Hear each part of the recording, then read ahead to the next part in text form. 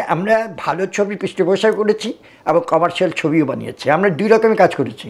আমরা যে এখন যেসব ছবিগুলো বানিয়েছি, যে শঙ্খচিল বলেন, আপনি বলে মনের মানুষ বলেন, খুব নাম করেছে ছবি, হ্যাঁ, এই যে পদ্মা নদীর মাঝি বলেন, তারপরে এইসব ছবিতে আমরা কিন্তু মানুষকে ভালো জিনিসও দিয়েছি, আবার আমরা কমার্শিয়াল ছবিও বানিয়েছি।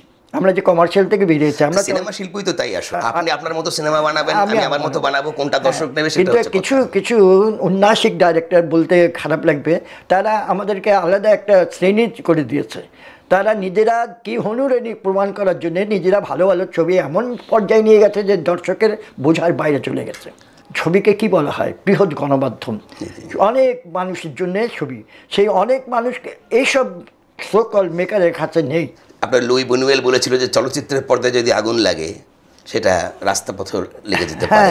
সে যেই কারণে কিন্তু আসলে দেখেন, একজন লেখক যখন লেখে, ওই লেখা কিন্তু সেন্সরের কোনো বিষয় নাই, কিন্তু ফিল্মকে সেন্সর করা হয়। কারণ হচ্ছে ফিল্মের যে কোনো একটা বক্তব্য এটা মাস পিপলের কাছে ছড়িয়ে যায়, ফলে এফেক্ট করে। হ্যাঁ, এবং একজন লেখকের লেখা পড়তে হলে তাকে শিক্ষিত হতে হবে, অত অক্ষরজ্ঞান থাকতে হবে। কিন্তু সিনেমা দেখার জন্য তো অক্ষরজ্ঞান লাগে না, আপনি চোখে দেখলে আর কানে শুনলে আপনি এনজয় করতে পারেন। যেই কারণে সিনেমা শিল্প কিন্তু সেন্সর করা হয়।